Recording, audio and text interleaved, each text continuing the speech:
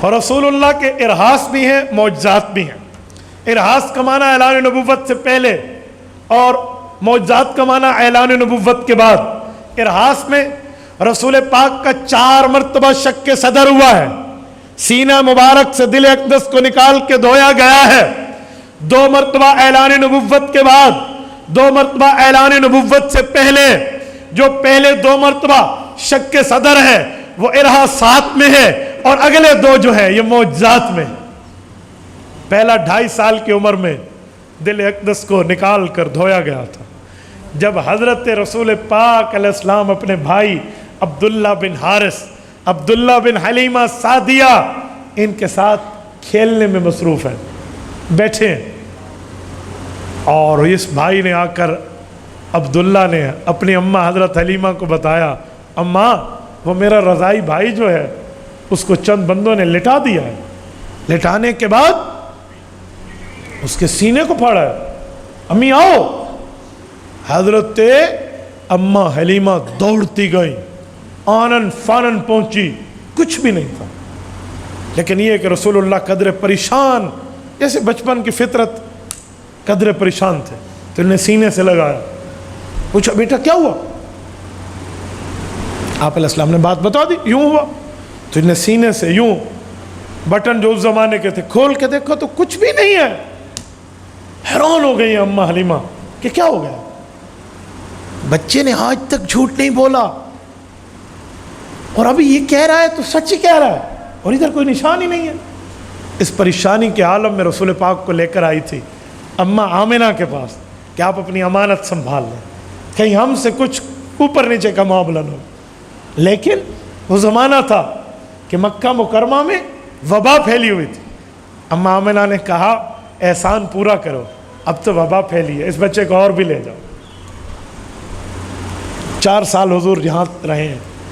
جس جگہ یہ معجزہ ہوا ہے نا سمندری کے دوستو، یہ ارہاس ہوا ہے جس درخت کے نیچے، جس علاقے میں، اس جگہ کا نام ہے وادی بنو سعد۔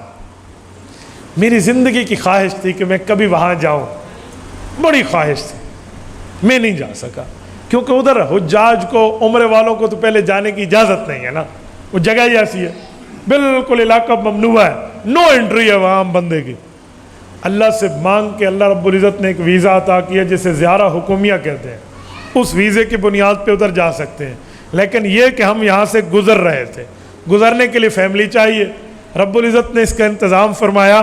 میں مکہ مکرمہ میں میری جو تیسری ساس ہے ان کے ساتھ اللہ رب العزت نے ہمارا سفر کرایا، ہم بطور فیملی وہاں گئے ہیں۔ میں نے اپنی آنکھوں سے اس جگہ کو دیکھا ہے اور اس کا دیدار کیا۔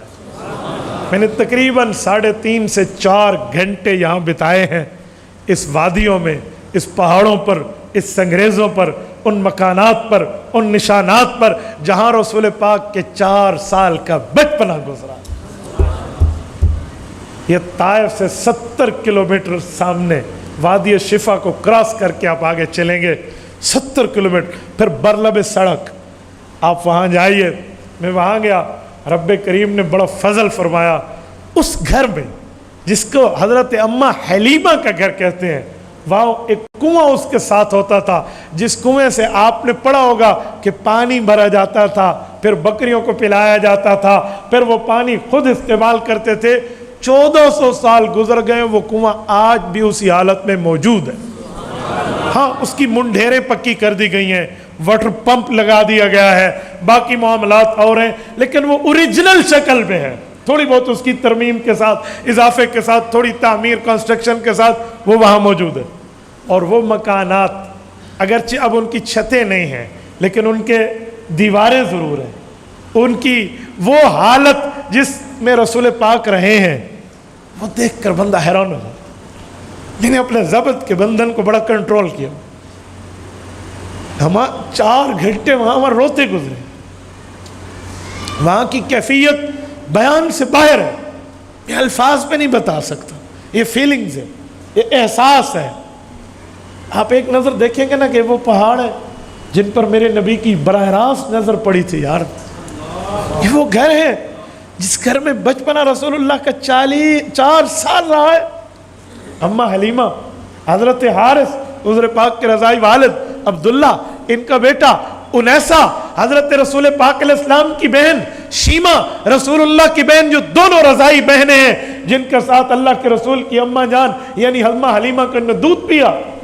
اور وہ منظر، اور مشکات میں ایک روایت آتی ہے، حضرت شیما فرماتی ہیں، شیما حضرت حلیمہ کی بیٹی ہیں، یہ رسول اللہ کی دودھ والی بہن ہے. اللہم ابقنا فینا محمدا، کہتی ہیں جب میں جھولا جھولاتی تھی نا اپنے بھائی کا تو میں یہ لوری دیتی تھی کہ اے اللہ اسے کچھ نہ کہنا، ہمارے لیے اسے باقی رکھ، ہمارے لیے اسے باقی رکھ. اس شیما کی رسول اللہ سے ملاقات ہے. ابھی مولانا بیان کر رہے تھے نا کہ کملی والے نے باہر سے آئی ہوئی بچی کو چادر دی ہے، ان میں یہ شیما کا واقعہ بھی موجود ہے. اس نے صحابہ کرام کو حوازن کی جنگ میں کہا تھا کہ میں تمہارے نبی کی بہن ہوں، اور اپنے بیبی پاک سے جا کر پوچھ لے کہ چھوٹی عمر میں انہوں نے مجھے یہاں دندی لگائی تو نشانات آج تک موجود، آج تک موجود. ان کے لیے چادر بچھی تھی، ان کے اللہ پاک نے کلمہ نصیب فرمایا ہے. میرے لیے تفصیل ہے، میں بات کر رہا ہوں کہ اس جگہ یہ رسول اللہ کے ساتھ یہ چیزیں ظاہر ہوئی ہیں، اسے ارحاس کہتے ہیں. اور یہاں ایک بات مزید بھی کہوں، علماء سیر نے لکھا ہے کہ محلے کی بکریاں ایک چراگاہ میں چرنے جاتی ہیں،